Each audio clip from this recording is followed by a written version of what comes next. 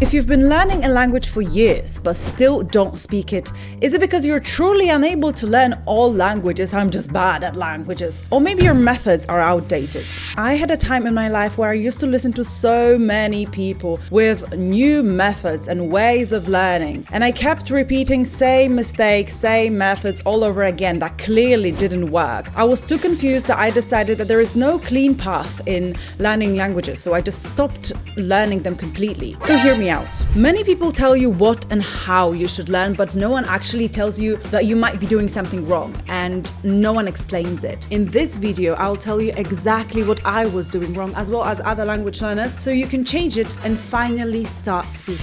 First mistake is not setting grammar aside. You don't need it at the beginning. Why? Imagine you start to be fascinated with a language. You read about it, you listen to some music, you eat their food, every single thing, and then suddenly your clever language learning friend told you to use this super extra amazing best in the world book. Okay, so you open it and you start from the grammar, as always you can see in all of these books. You read, you try to understand, you don't know anything about the language, you don't get anything, you start crying, and that's how your language learning is over. Your language learning journey is done. You finished. You shouldn't start with analyzing the grammar till way further in your language learning journey, when you already know how forming full sentences look like. For example, you know how to say estou levant redu de manhã or ja nienawidzę ужасnej pogody, and then you can kind of start shaping words, and then you'll more or less get the grammar, and you can dedicate more time to it, but not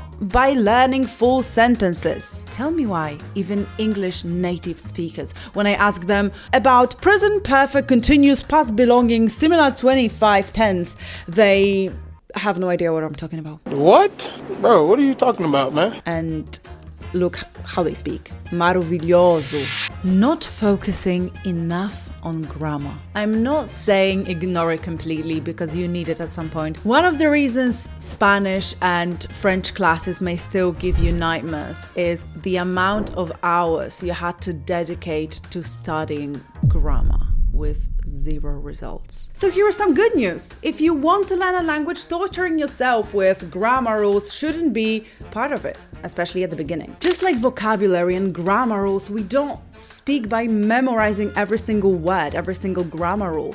We learn to speak by speaking.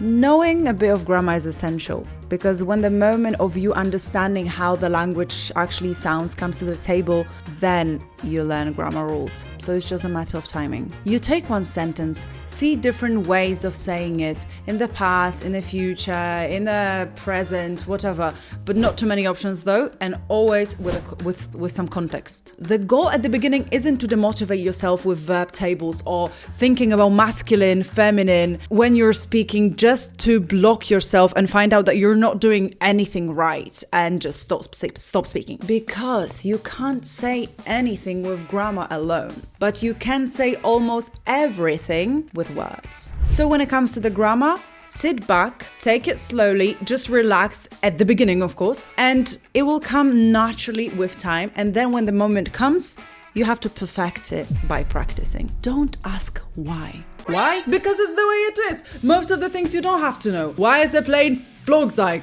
Warum ist Deutsch so weich? Und warum ist der, die, das, Der einfachste Teil der Sprache. Learning words instead of sentences and learning the ones no one actually uses. It's the obvious one now. You remember your school, all of the materials, all of the methods your teacher told you to do. Just don't do it. It's useless and it doesn't work. Let me tell you this. Teachers have certain material to go through during the whole year while taking care of 30 students at the same time. They also mostly do not care and never been abroad and never lived anywhere else. This video is for my geography teacher who said that they will never go anywhere. Look at now, Eiffel Tower. Tell me why my teacher was like, when you go to the shop, you need to say, hello, how much is this? How much does it cost? And then ask blah, blah, blah, blah. No, like every single time when I was correcting her, she was like, no, it's not the actual way of saying blah. Okay, grammarly, it's correct. But when I was in the UK, all I had to do was, no, I don't need a bag. I'll pay by card. And that was enough. That was the real human language that was used. their methods were mostly memorizing some useless words for the exams and trying to understand which past tense should be used while brushing the teeth with an elephant on the table and which past tense shouldn't be. Just no. Useless.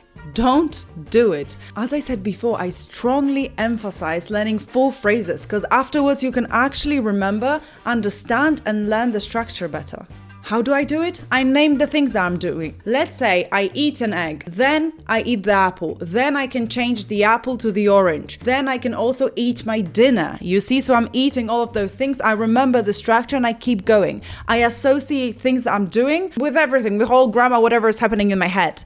Just as a child. On the other hand, there is a huge chance that you might be using a good method, but using it wrong. You might be on the right track with memorizing some random words, but you're still memorizing some random words. But you're doing it without the context instead of memorizing sentences with meaning associated to it. So you're technically doing something right, but also doing something wrong. Never start with the alphabet.